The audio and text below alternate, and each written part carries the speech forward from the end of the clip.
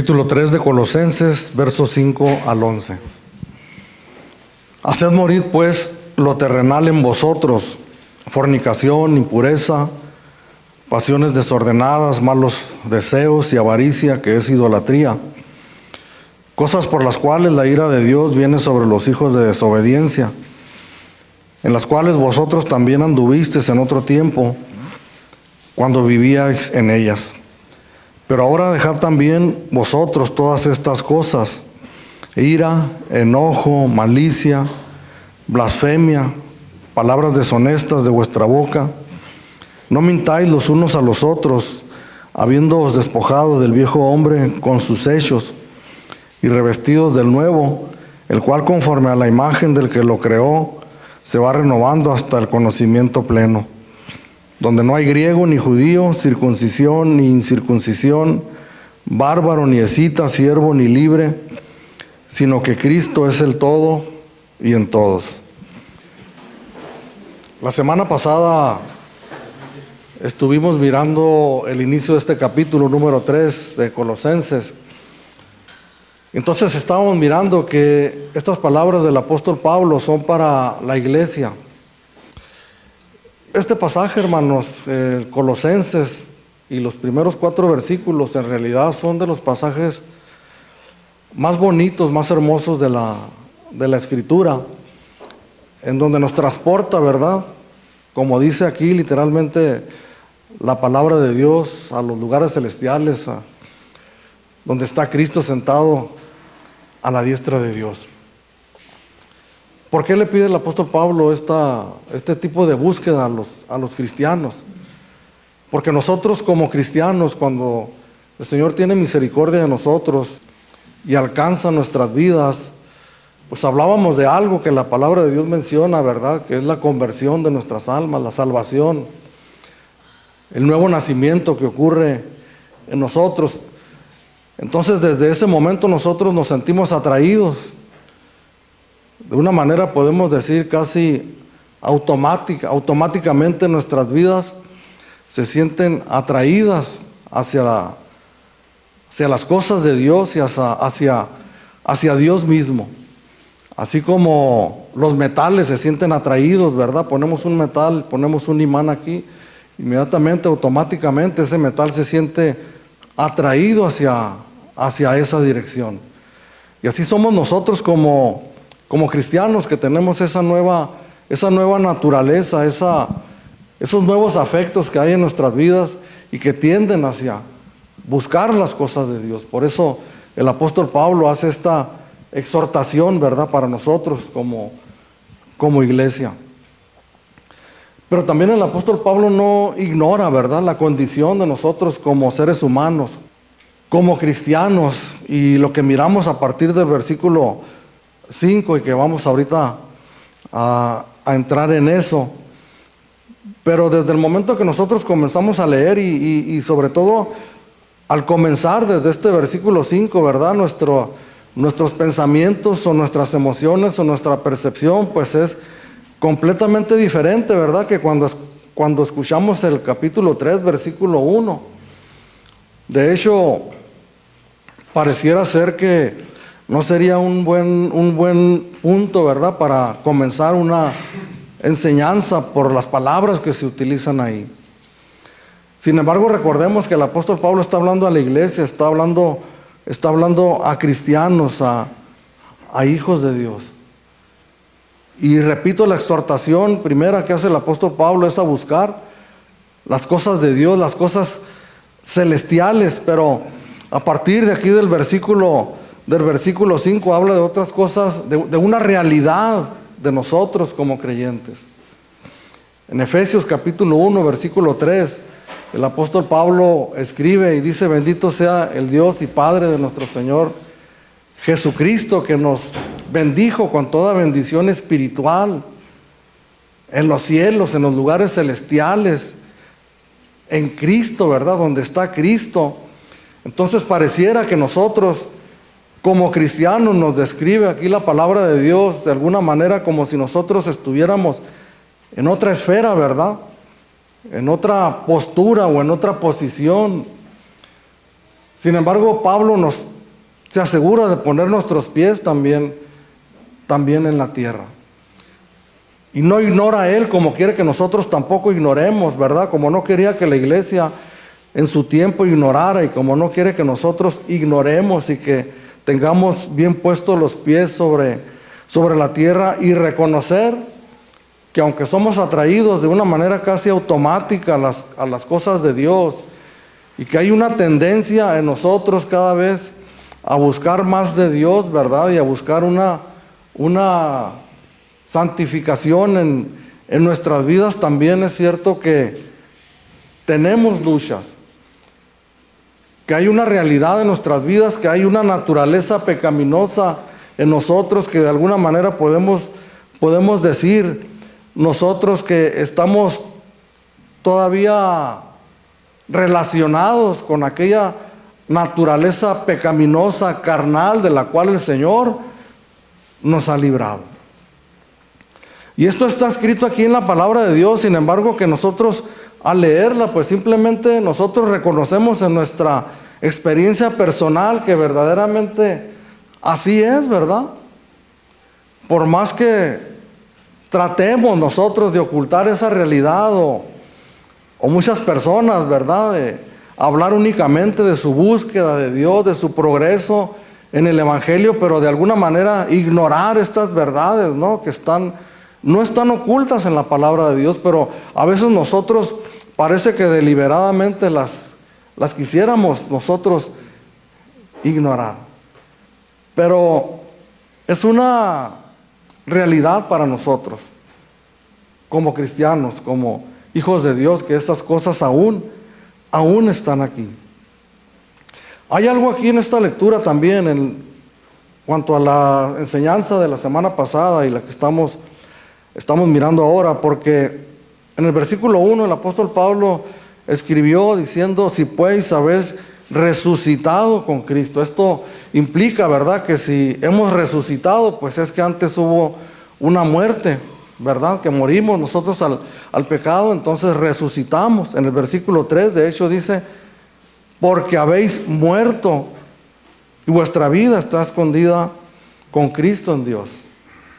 Varias partes en la Escritura nosotros podemos mirar esta afirmación, ¿verdad? No que vamos a morir, sino que hemos muerto. Considerados pues muertos al pecado, dice capítulo 6 de Romanos.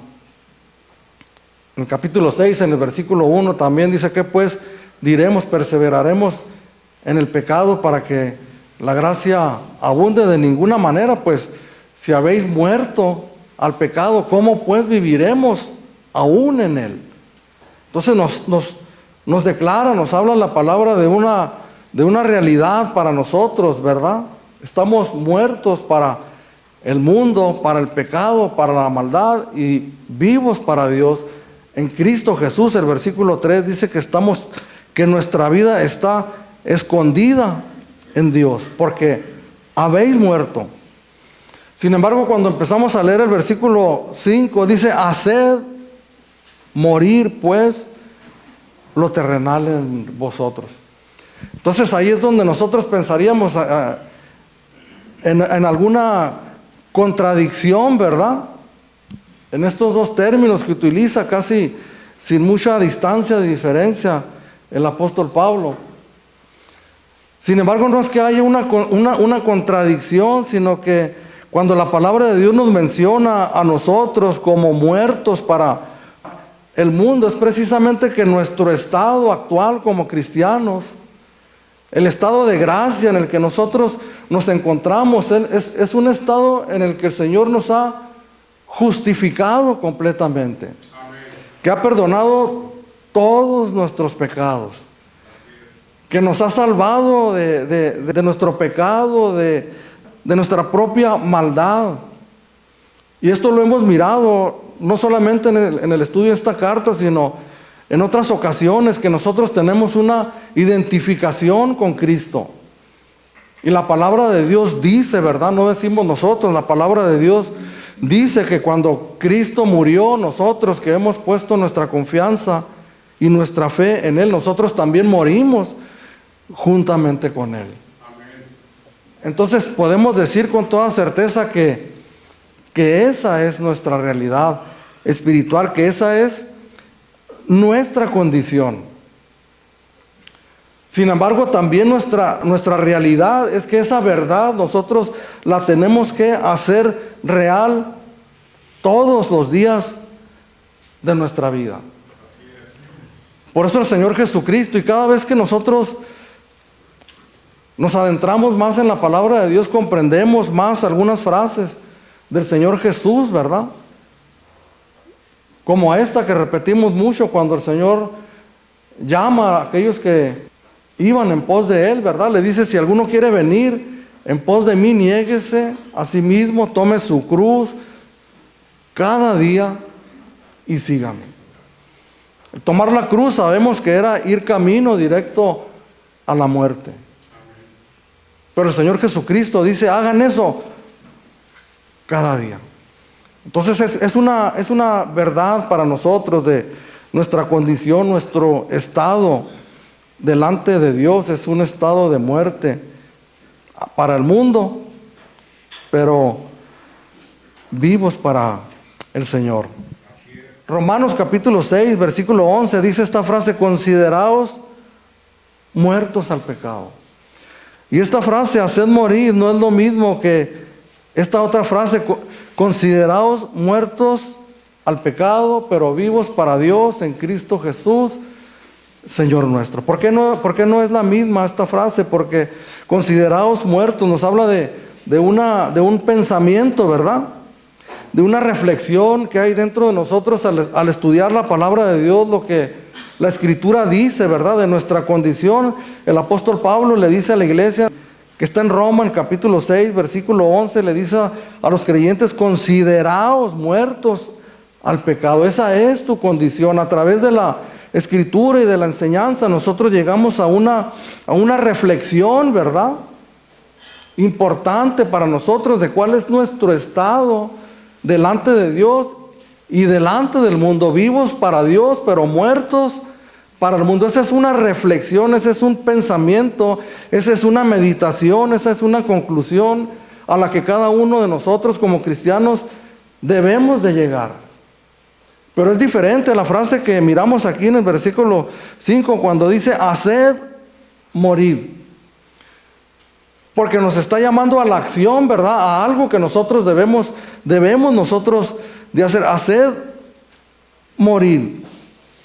Romanos capítulo 8, versículo 13 dice, porque si vivís conforme a la carne, moriréis. Mas si por el Espíritu hacéis morir las obras de la carne, viviréis. Entonces nuestra condición como creyentes es, literalmente, el Señor lo ha declarado en su palabra, estamos nosotros muertos para el mundo, para el pecado, pero estamos vivos para Dios. Pero ¿qué sucede con nosotros después de que abrazamos la fe en el Señor Jesucristo, tomamos nuestra cruz y vamos en pos de Él? ¿Cuál fue tu experiencia cuando tú pusiste la fe en el Señor Jesucristo y después al segundo día, al tercer día, al cuarto día, al siguiente mes, al siguiente año? ¿Cuál ha sido tu experiencia como creyente, como cristiano en la vida diaria, en nuestra experiencia, ¿verdad?, de comunión con Dios y nuestra experiencia en nuestra comunión con Dios, en nuestra búsqueda, pero nuestra experiencia también con nuestra vida, con nuestros dos pies puestos en este mundo, en la realidad de este mundo. Sabemos que hay una lucha terrible y hay algo que hay una palabra, hermanos, que nosotros escuchamos continuamente en las predicaciones, en las enseñanzas, y es la palabra pecado, ¿verdad? Escuchamos de esta palabra, pero hay una frase que utiliza un predicador antiguo, Martin Lloyd Jones, que habla de la gravedad del pecado. Es que precisamente nosotros no calculamos, ¿verdad?, la gravedad del pecado, pero si avanzamos todavía más en esa reflexión, no calculamos nosotros la gravedad del pecado en relación a nosotros mismos. Cuando nosotros reflexionemos en el pecado, hermanos, y en la gravedad del pecado, tenemos que reflexionar acerca de nosotros mismos. Los primeros 4 versículos, les repito, es una enseñanza maravillosa donde nos exhorta este hombre, nos llama, ¿verdad? Nos anima que nosotros busquemos las cosas de Dios, las cosas celestiales, nos volquemos en oración y en adoración a Dios para buscar las bendiciones que Dios tiene para nosotros. Y hablábamos de bendiciones espirituales, ¿verdad? Que tiene que ver con nuestro crecimiento y con nuestra madurez espiritual como cristianos, como creyentes. Pero al leer esta lista, hermanos, de palabras que menciona del versículo 5 al versículo 11, nosotros pudiéramos pensar, bueno, pues estas palabras deberían de leerse allá afuera, ¿verdad? Pararnos en una esquina o en el medio de un parque o en algún lugar donde no conozcan al Señor y comenzar a predicar a gran voz estas palabras. Cuando nosotros hablamos del pecado, también nosotros pensamos en términos muy generales, ¿verdad? Porque, ¿qué es el pecado, hermanos? Pudiéramos buscar la traducción, pues significa errar al blanco, literalmente, o tomar un camino equivocado. El apóstol Juan dice que es transgresión de la ley, ¿verdad? Es el transgredir la ley, es desobedecer la palabra de Dios, desobedecer la voluntad de Dios. Cuando nosotros hacemos algo que es contrario a lo que está escrito en la palabra de Dios, pues entonces estamos nosotros hablando de que eso es pecado. Pero la manifestación del pecado, hermanos, específica y puntualmente en cuanto a nuestras acciones y nuestras actitudes como personas, como cristianos, como creyentes. ¿Cómo podemos nosotros saber que estamos nosotros viviendo una vida que se recarga más a las cosas de este mundo, más que en la búsqueda de Dios?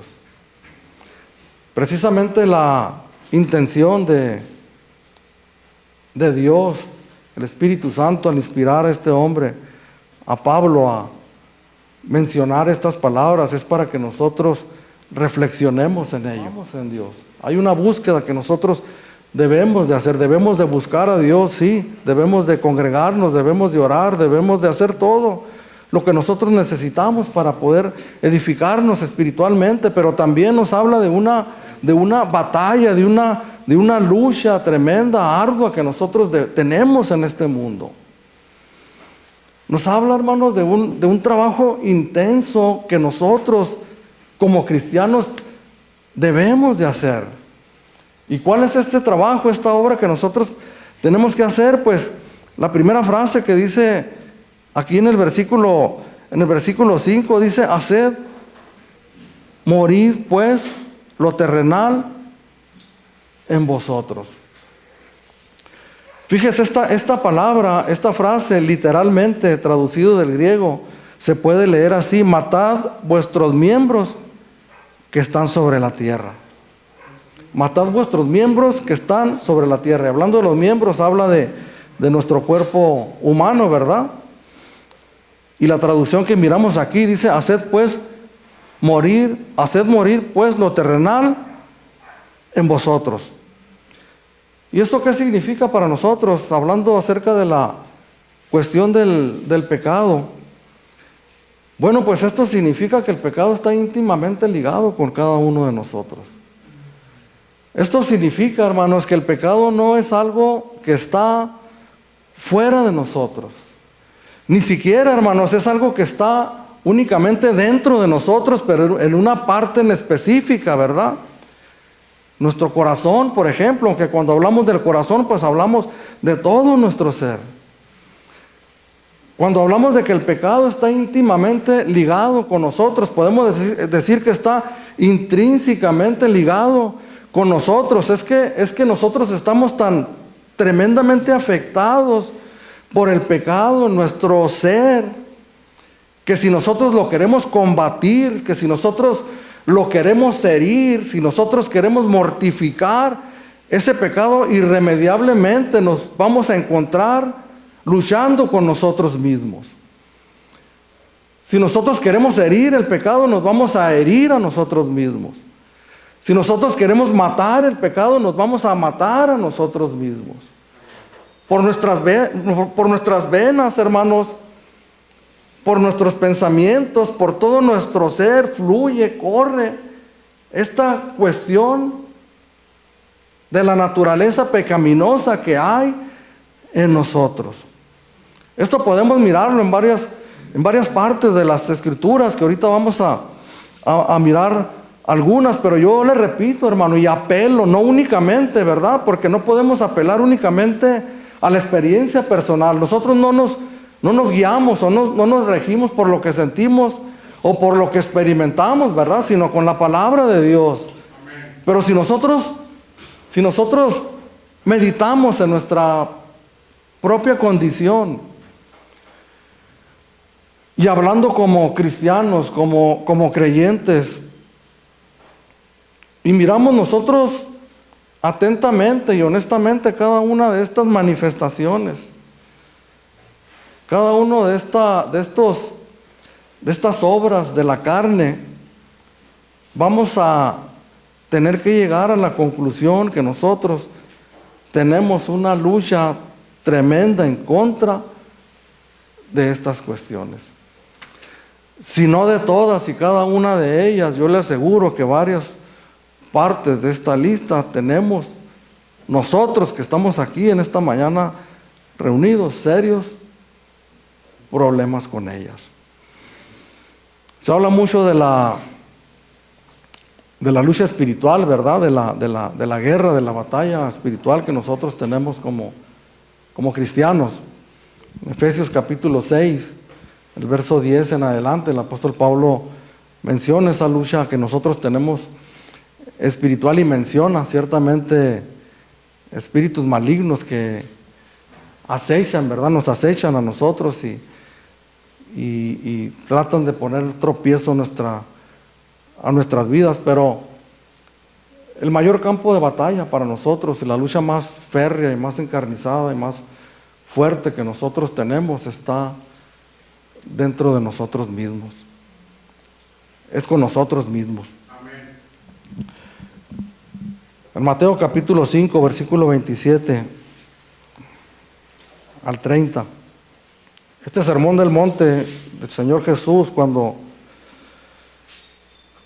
proclamó esta enseñanza, el Señor Jesucristo prácticamente estaba sentando las bases para la doctrina cristiana. No solamente la doctrina, la enseñanza, sino podemos decir el manual, ¿verdad?, de conducta que se espera de nosotros como creyentes, como cristianos. Déjeme decirle, hermanos, con mucho respeto, ¿verdad?, y prudencia, que desde que el Señor me alcanzó hace vamos a cumplir 34 años, desde ese momento, la única mujer que he conocido es mi esposa. Y me regocijo en ello, ¿verdad? Pero no me glorío. O sea, no digo soy perfecto, ¿verdad? No.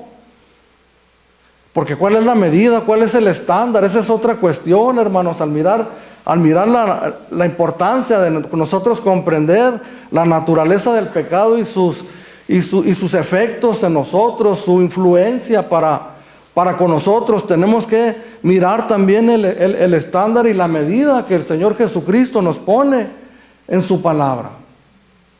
Dice, oíste que fue dicho, no cometerás adulterio.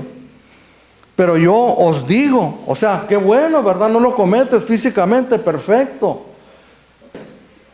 Eso se espera de nosotros.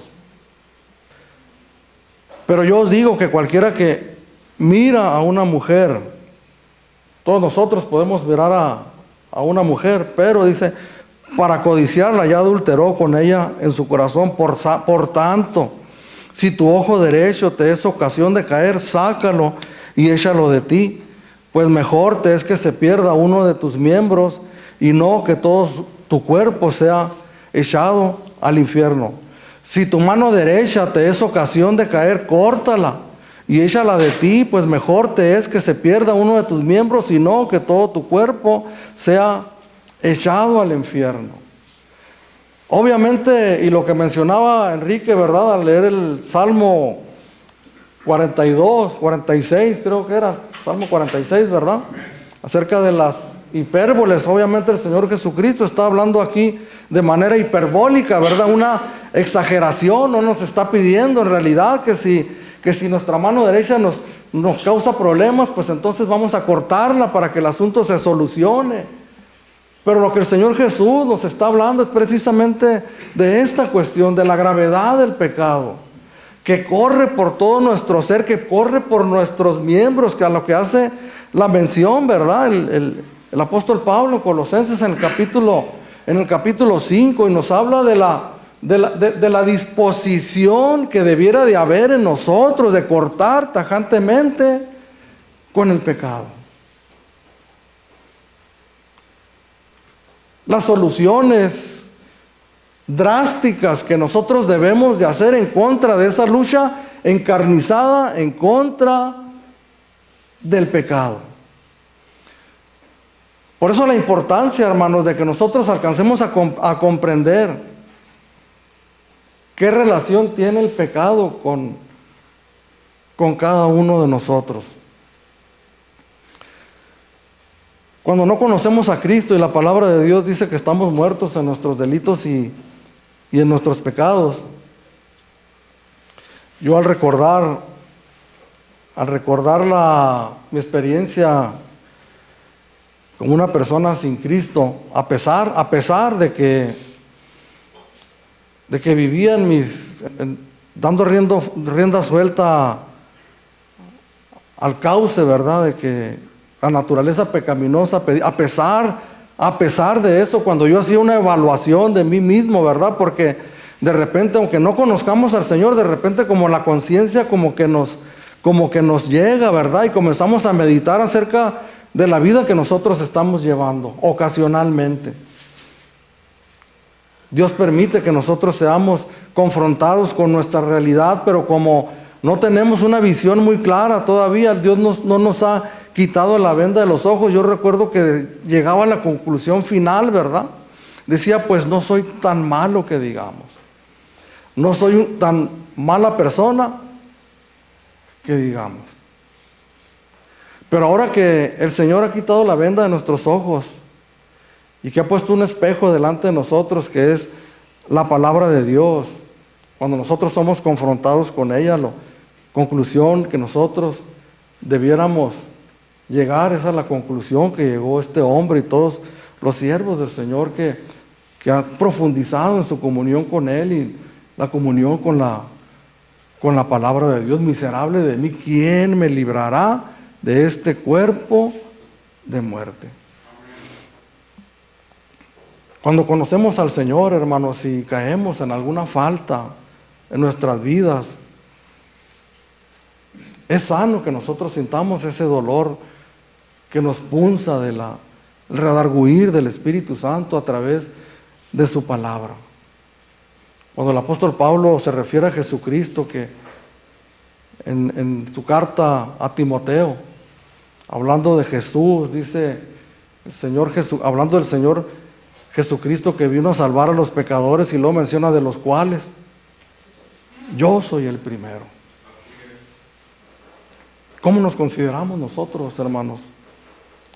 En esta mañana que estamos sentados aquí, obviamente hay un balance, ¿verdad? Lo que Dios dice que estamos muertos para el mundo, estamos vivos para Dios, somos completamente perdonados, justificados. Hemos muerto juntamente con Cristo, hemos sido resucitados juntamente con Él, hemos sido santificados, ¿verdad? Tenemos una atracción natural, automática hacia las cosas de Dios. Hay una búsqueda de nosotros, de Dios. Hay cosas sublimes, ¿verdad?, a las que nosotros nos estamos dedicando al buscar al Señor. Hay una obra de santificación que Dios está realizando en nosotros con nuestra participación. Pero hay una realidad, hermanos, que nos debería a nosotros espantar en gran manera. Porque hay una exhortación del apóstol Pablo, así como en el 3 al 4 nos dice, busca a Dios. Pero aquí en el 5 nos dice, haz morir. O sea, no tratar con cariño o no procura que no te lastimes mucho. Como cuando Jesús le dice a sus discípulos, es necesario que vaya y muera, que padezca mucho de los ancianos. El apóstol Pablo le dice, maestro, en ninguna manera te acontezca esto. Y como el Señor le dice al apóstol Pedro, apártate de mí, Satanás. Porque la carne, la naturaleza pecaminosa siempre va a estar luchando en contra de nuestra tendencia a buscar a Dios, y nosotros tenemos que identificar eso. En esa lucha encarnizada que nosotros tenemos en contra del pecado.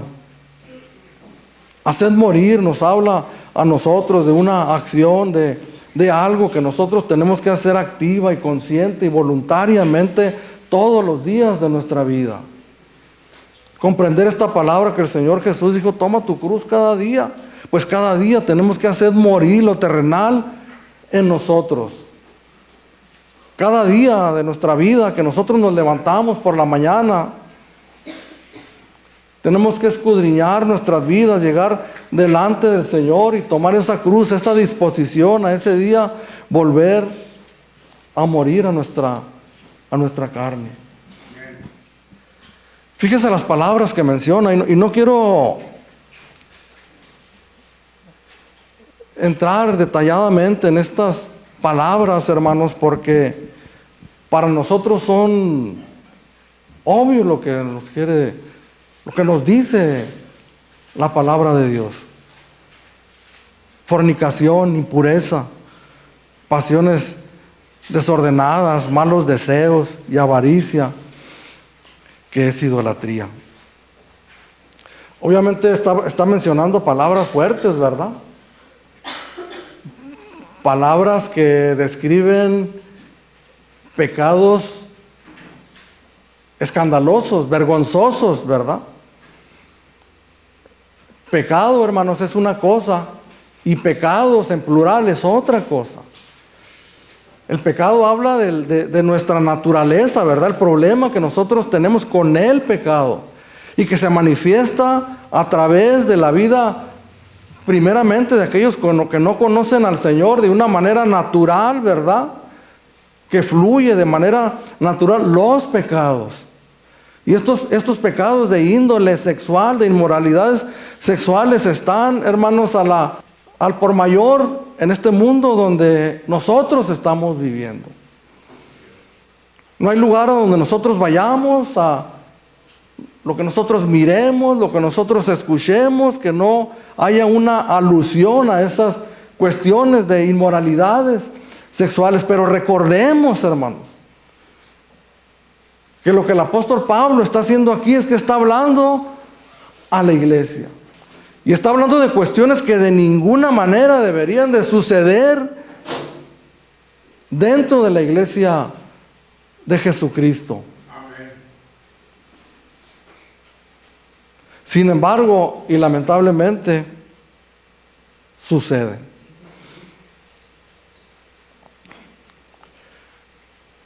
Palabras que hablan de cuestiones escandalosas, vergonzosas, que producen un gran impacto, ¿verdad? No solo cuando llegan a suceder, sino cuando llegan a salir a la luz.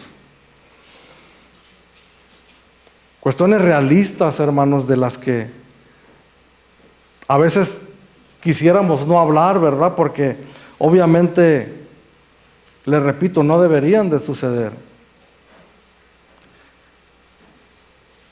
Pero en cuántas iglesias, pastores mismos han tenido este tipo de pecados escandalosos y han llegado a suceder, y lo que sucede es que se causa un gran daño en aquella congregación, tiende a desaparecer, a dividirse o o a vivir con muchos problemas en el resto del tiempo que queda. No hablo de suposiciones, ¿verdad? Sino con conocimiento de causa. No debería de suceder entre personas, ¿verdad? Como dice aquí el apóstol Pablo, si pues habéis resucitado con Cristo, esto se aplica también a estas palabras que estamos nosotros mencionando. Habla de una búsqueda, pero habla también de una acción de hacer morir, de cortar de tajo con aquellas cosas.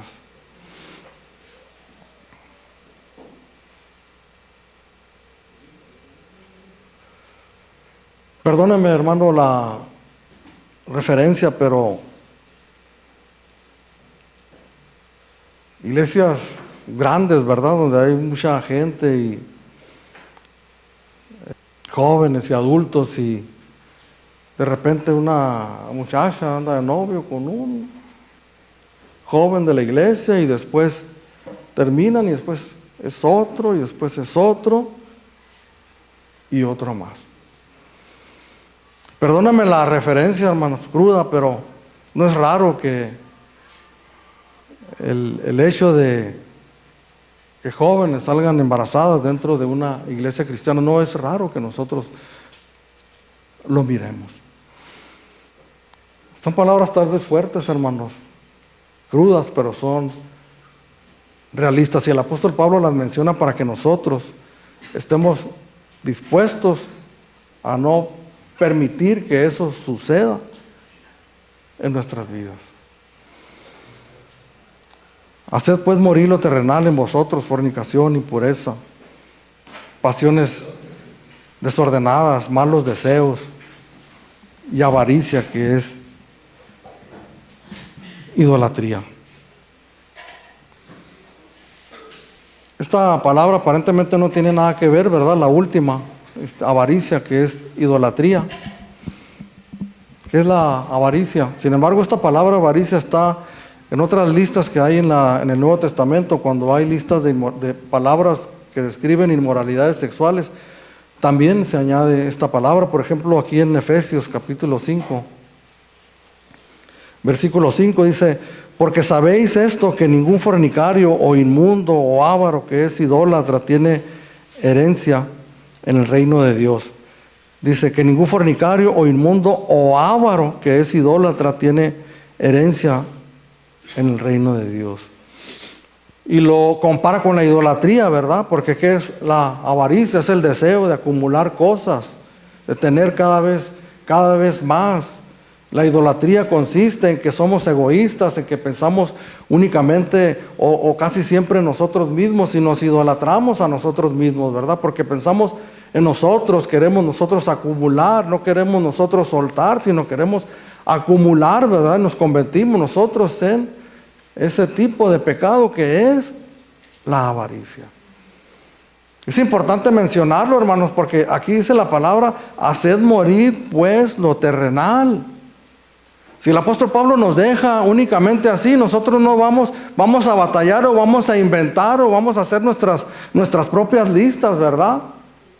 Pero estas listas están aquí en la Escritura, están en la palabra de Dios, y son a las cosas a las que nosotros tenemos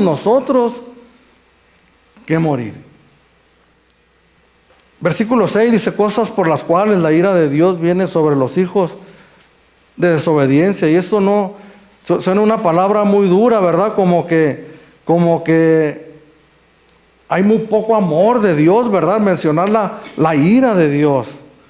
O como que el apóstol Pablo quiere infundir temor a la iglesia con estas palabras. Sin embargo, por lo que nosotros podemos ver aquí es precisamente el gran amor de Dios, que quiere disuadirnos a nosotros como sus hijos, que caigamos en semejantes prácticas. Entonces son prácticas, hermanos, que no deberían de existir entre nosotros. Dice el apóstol Pablo: estas cosas son en las que ustedes andaban en otro tiempo, con naturalidad. Nosotros vivíamos en ella de una manera prácticamente normal, ¿verdad?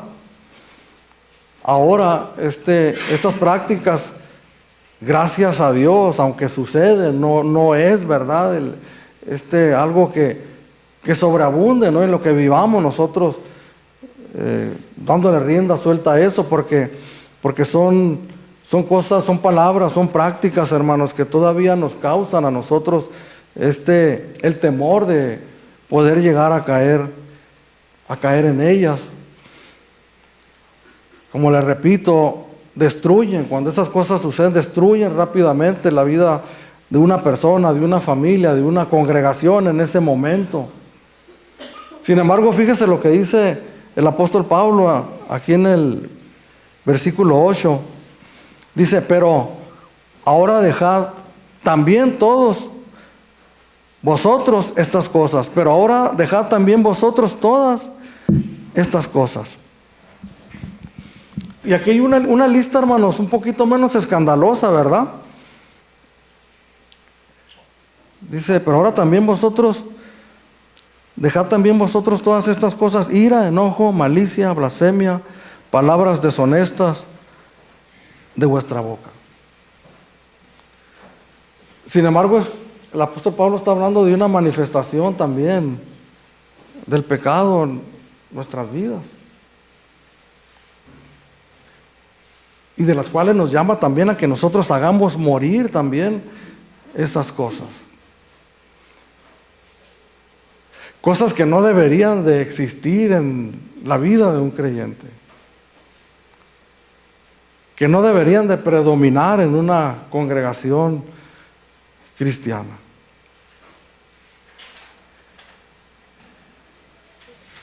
Los escándalos inmorales, de inmoralidades sexuales, lamentablemente suceden de repente, ¿verdad?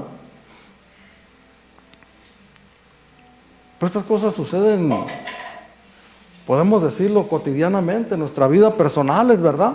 En nuestro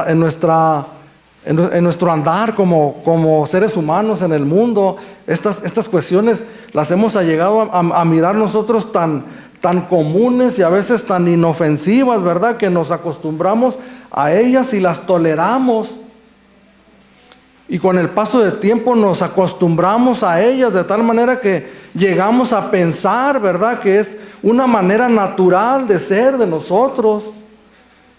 Y muchas veces decimos, es que esa es mi personalidad. Esa es la manera, ¿verdad?, en que Dios hizo mi temperamento. Por eso les decía, si hablamos únicamente del pecado, si hablamos únicamente de hacer morir lo terrenal, entonces dejamos la mente abierta a poner o a quitar lo que nosotros querramos. Sin embargo, es específico el apóstol Pablo cuando dice también, pero ahora también vosotros, dejad también vosotros estas cosas: ira, enojo. ¿Cuántos de los que estamos aquí reunidos, hermanos, nos hemos airado o enojado? ¿Verdad que no son palabras extrañas que nosotros estemos escuchando? ¿Qué quiere decir eso, hermano? El apóstol Pablo escribe también la carta a los Efesios: airaos, pero no pequéis. El Señor Jesucristo se airó, ¿verdad?, cuando miró el templo y lo que estaban haciendo de él. En el nombre de Dios dice que se airó, arrojó las mesas de los cambistas y sacó a la gente de ahí, ¿verdad?, porque era un justo airamiento, un justo enojo por el cual el Señor había tenido, porque el celo por tu casa, dijo él, me consume. Pero añade el apóstol Pablo: pero no se ponga el sol sobre vuestro enojo. Entonces, si nosotros hacemos una introspección a nosotros mismos y miramos que estas listas están escritas en la palabra de Dios y que están en una lista que tiene que ver con el pecado, con la rebelión a Dios, con la ofensa a Dios y que nos está diciendo nosotros como cristianos que tenemos que hacer morir y que tenemos que dejar de lado todas estas cosas.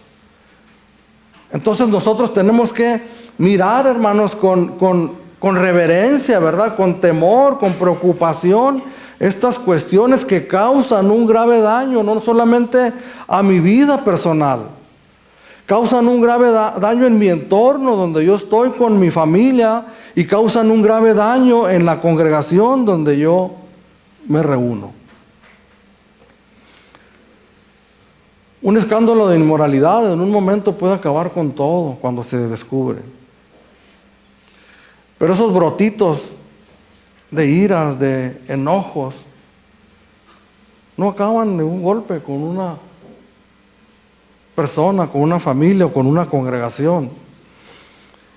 Es como una guerra de guerrillas, ¿verdad? Que poco a poco va minando aquello hasta que cuando menos se piensa están los cimientos atacados, afectados terriblemente por estas cuestiones, estas manifestaciones que están en nosotros y que llegan a perjudicar gravemente a una congregación cristiana. No estoy lanzando piedras, acusatorias, hermanos. Platicaba yo con alguien días atrás. Antes de conocer al Señor, aquí está mi esposa.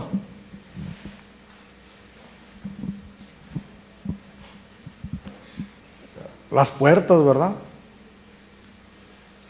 Las paredes. Los objetos, ¿te acuerdas? Parecía como si hubiera ahí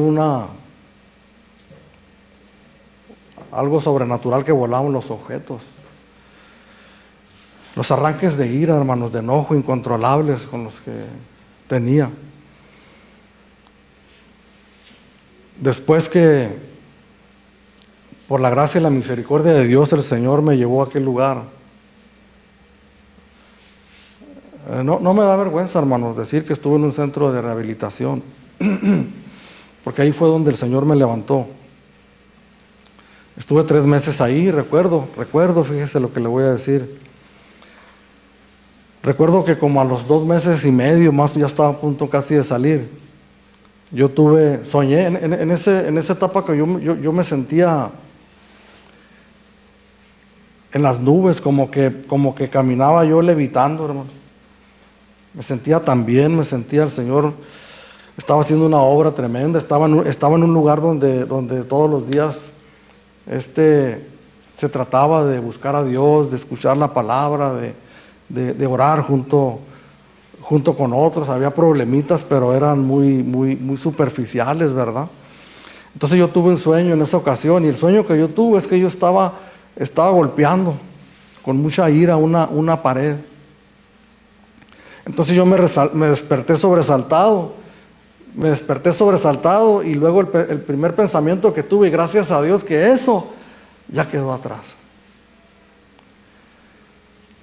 Sin embargo, yo cuando me reincorporé a mi familia, a mis labores, a reiniciar mi vida ahora como cristiano, como hijo de Dios, como nueva criatura, yo comencé a experimentar en mis primeros meses, años de cristianos, unos arranques de ira incontrolables. De repente salía volando algo, hermanos, como cristiano.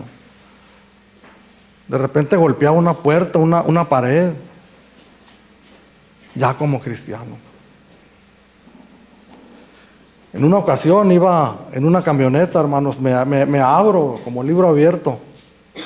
Pero no fue ayer, ni la semana pasada, ni el año pasado, estoy hablándole mis primeros 2 o 3 años como cristiano. Iba manejando una camioneta y en esa camioneta recuerdo que tuve un arranque de ira y le descargué un golpe. Ya que los vidrios son como ahulados, pues el vidrio se reflejaba al chichón que yo le había hecho. Pero siempre que sucedía eso, hermanos, después de eso me sentía tan miserable. Recuerdo que habían pasado algunos meses que había logrado controlar, y cuando sucedía aquello, como si cuando estás construyendo, ¿verdad? Por decir un castillo de naipes, y vas a terminar y se desmorona otra vez y tienes que comenzar desde el principio. A veces yo llegué a pensar y decía, a lo mejor ni cristiano soy, decía yo. Por eso cuando leo la palabra, hermanos, estas frases del apóstol Pablo, miserable de mí. Es que cualquiera que sea pecador, hermano, redimido con la sangre de Cristo, se tiene que identificar con esto. Tal vez tal vez yo me estoy yendo muy extremo. A lo mejor tú no eres así, no tienes que ser así, ¿verdad? Pero la naturaleza pecaminosa, hermanos, nos lucha en contra de lo que Dios está haciendo en nosotros. Sale, hermanos, de alguna manera fluye. Y para mí esos primeros 3 años, hermanos, fue una lucha encarnizada, terrible, conmigo mismo. Al día de hoy, algunas personas me miran y dicen, no, el pastor es muy calmadito, ¿verdad? Muy apacible, muy mansito. Después de la golpiza tremenda que tuve conmigo mismo, hermanos, y la obra de Dios en nuestros corazones que nos va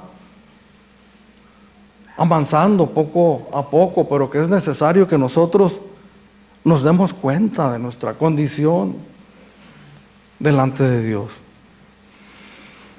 En el versículo 21 del capítulo 5 dice el Señor: oíste que fue dicho a los antiguos, no matarás, y cualquiera que matare será culpable de juicio. Y dice uno, ya la libré, ¿verdad? Ese era los argumentos míos en el pasado. Pues no he matado a nadie, ¿verdad? Sí, soy medio, pero no he matado a nadie, ni sería yo capaz de matar a nadie. Pero yo os digo que cualquiera que se enoje contra su hermano será culpable de juicio. Y cualquiera que diga necio a su hermano será culpable ante el concilio. Y cualquiera que le diga fatuo quedará expuesto al infierno de fuego. Si no he matado a nadie, ni sería capaz de matar a nadie. ¿Cuántas veces dejé malherida, hermanos, a mi esposa después de sufrir mis arranques? ¿Cuántas veces dejé moribundos a mis padres después de haberles faltado el respeto tremendamente? ¿Cuántas veces lastimé a personas por causa de mi conducta?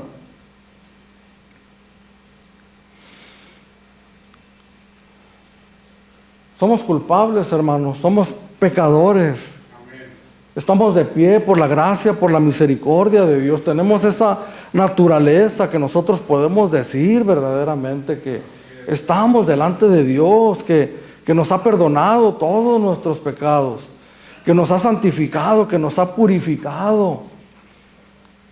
Pero no nos engañemos, hermanos, tenemos un camino por recorrer, una lucha ardua que pelear. Y esa lucha no está fuera de nosotros.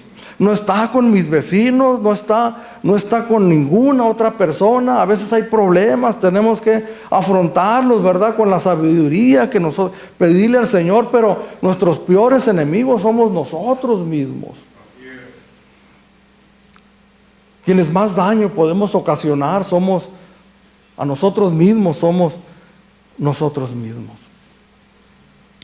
El Señor nos ha garantizado Filipenses capítulo 1, versículo 6, aquel que comenzó en vosotros la buena obra la terminará hasta el día de Jesucristo. Malicia, literalmente, inclinación de la mente, disposición que desea el mal a su prójimo. Blasfemia, lenguaje injurioso e insolente contra el prójimo. Calumnia, difamación. Cuanto a estas cosas, dice la palabra de Dios, pero ahora dejad también vosotros todas estas cosas. ¿Cómo vencemos nosotros todo esto, hermanos? ¿Cómo podemos vencer nosotros esta batalla tan terrible, verdad? Que no podemos ignorar, hermanos, no podemos ir por el mundo haciendo como que no existen, ¿verdad? Como que eso, como decimos, paso, ¿verdad?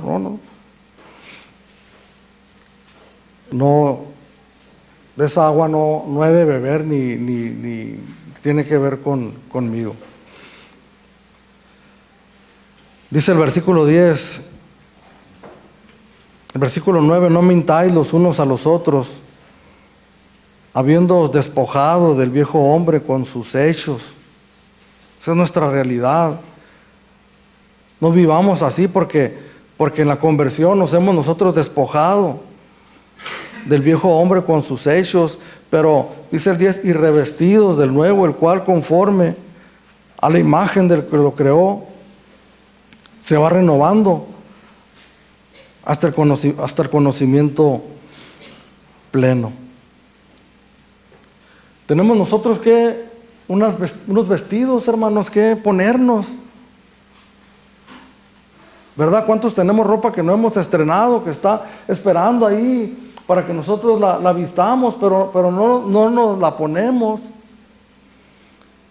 El Señor tiene vestiduras para nosotros. Si nosotros leemos el capítulo 5 de Gálatas, los frutos del Espíritu: amor, paz, paciencia, benignidad, templanza, fidelidad, gozo, mansedumbre, bondad. Hay vestidos hermosos de los cuales nosotros podemos vestirnos, hermanos. Cada uno de nosotros, porque lo que dice el Señor aquí, revestidos del nuevo. ¿Cuál es ese vestido? El cual conforme a la imagen de aquel del que lo creó, se va renovando hasta el conocimiento pleno. La semana pasada hablábamos en esa búsqueda, ¿verdad? Buscar las cosas de arriba, donde está Cristo sentado a la diestra de Dios. ¿Y cuáles son esas cosas que nosotros tenemos que buscar?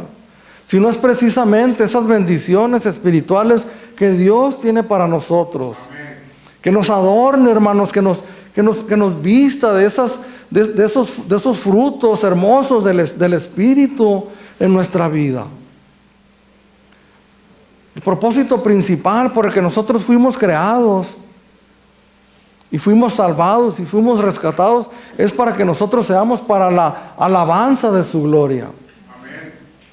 Alabanza significa hablar, bien es lo contrario a la blasfemia, ¿verdad? Que nuestros hechos, que nuestras conductas hablen bien de nuestro Salvador.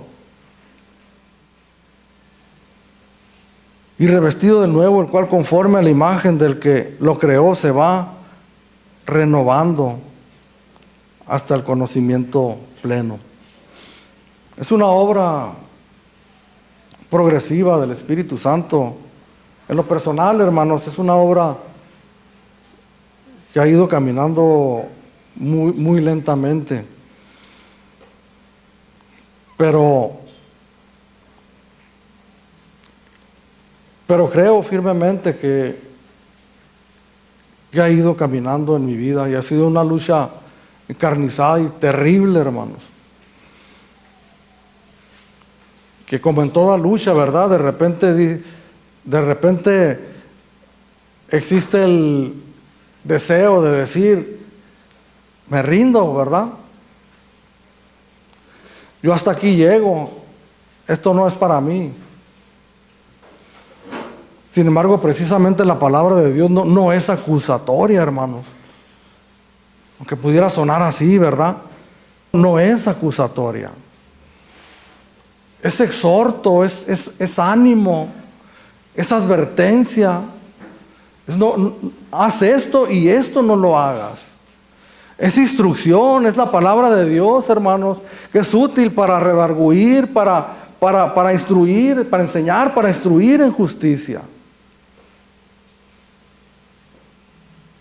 Hay un vestido que nosotros tenemos que poner, un vestido hermoso, que es la misma imagen de nuestro Señor y Salvador Jesucristo. Hemos muerto al mundo, pero también hemos resucitado. Nos ha dado una nueva vida por medio de su Espíritu Santo. El Evangelio de nuestro Señor Jesucristo, yo con esto termino, no es una lista de prohibiciones o de mandamientos difíciles de cumplir. El verso 20 del capítulo 2 dice: pues si habéis muerto con Cristo en cuanto a los rudimentos del mundo, ¿por qué? Como si vivieseis en el mundo, sometéis a preceptos tales como no manejes, ni gustes, ni aun toques.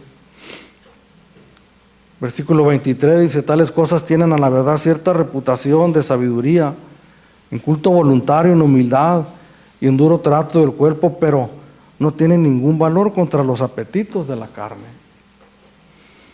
¿Por qué las prácticas ascéticas de algunas sectas de aquellas épocas? Prácticas ascéticas es el duro trato del cuerpo, el no comer, el apartarse, irse a lugares apartados. ¿Por qué? La gente así es, porque había cosas con las que luchaban y decía: de esta manera voy a huir de eso. El Evangelio no es una lista, hermanos. Son instrucciones para que nosotros vivamos la buena vida, la nueva vida que Dios nos ha llamado a vivir. El Evangelio es para nosotros, hermanos. El Evangelio es para nosotros poder para salvación. Apóstol Pablo, Romanos 1:16, porque no me avergüenzo del Evangelio, porque es poder para salvación a todo aquel que cree. Al judío primeramente y también el griego. Esta es nuestra tabla de salvación, hermanos. Cuando nosotros la ponemos enfrente de nosotros como un espejo, como el recurso, como el medio que Dios nos ha dado para que nosotros vayamos creciendo en esa estatura a la que Él nos ha llamado. Cuando nosotros veamos a lo que Dios condena y dice: no, eso no te es lícito. No debes, lo que acabamos de leer, eso es para nosotros, hermanos.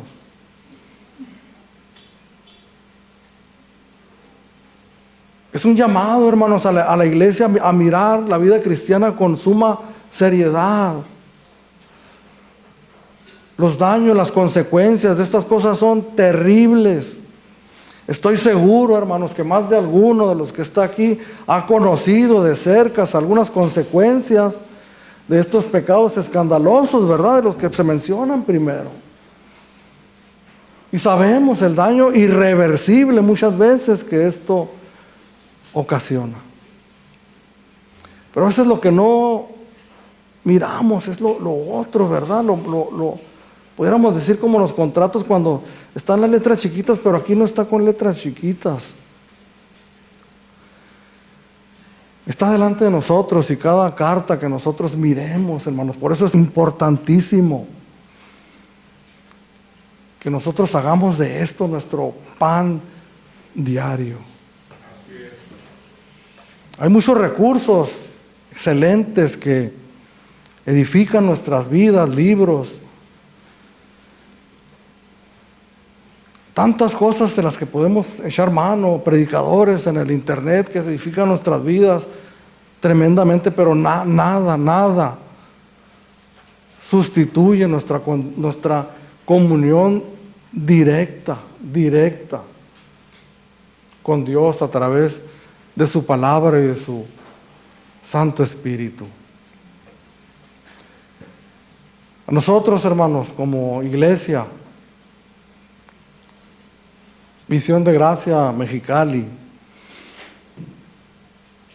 Hay otras iglesias aquí a nuestros alrededores que están predicando o ya terminaron o están... Ellos están haciendo su parte, ¿verdad? Para tratar de cumplir su propósito como iglesia, como cristianos en esta vida. Nosotros como iglesia local, como iglesia Visión de Gracia que Dios nos ha puesto en este lugar, hermanos. Dios nos está llamando a nosotros a hacer nuestra parte en ese gran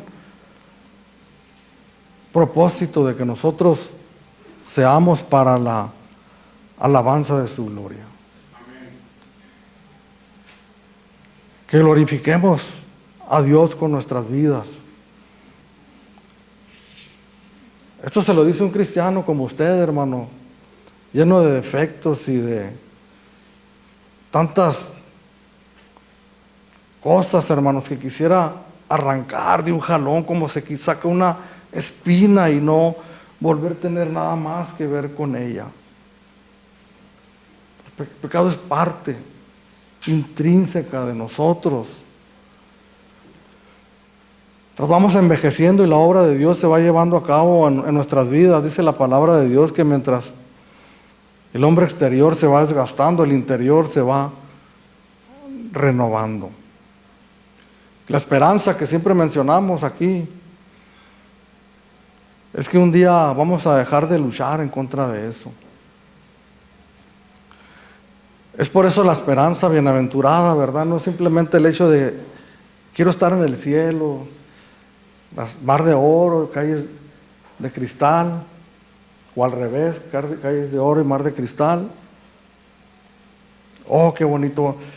La gran esperanza de nosotros, hermanos, es que vamos a dejar de sufrir y de batallar con la naturaleza pecaminosa que hay en nosotros.